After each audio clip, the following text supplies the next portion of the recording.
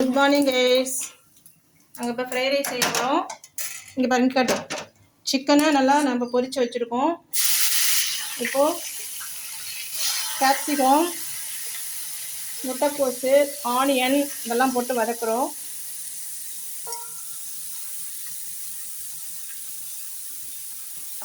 இங்கே காட்டு வதக்குறத காட்டு சரிதா? கொஞ்சம் எடுத்து போ.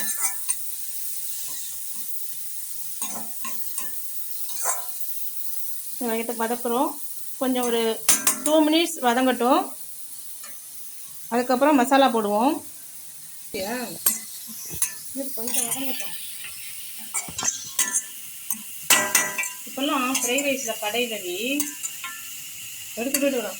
கடையில் கேப்சிகத்துக்கு பதிலாக பீன்ஸை போடுறாங்க. பீன்ஸை போட்டால் அது எப்படி ஃப்ரைட் ரைஸ் வாசம் வரும்? கடையிலே ஃப்ரைட் ரைஸ்லாம் வாங்கக்கூடாது கைஸ். நம்ம வீட்டிலே செஞ்சுக்கலாம். இங்கே பாருங்கள் எவ்வளோ சூப்பராக இருக்குங்க.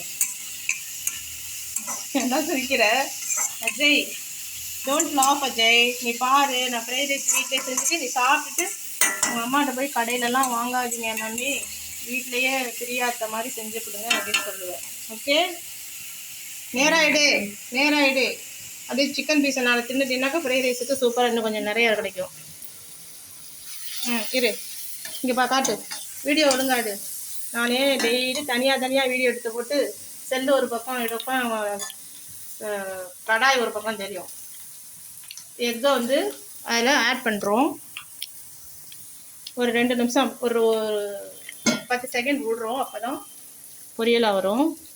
இங்கே ஒருத்தன் சிக்கனை சாப்பிட்டுட்டே வீடியோ எடுக்கிறான். ஒரு முட்டை போதுமா? இன்னொரு முட்டை ஊற்றட்டுமா?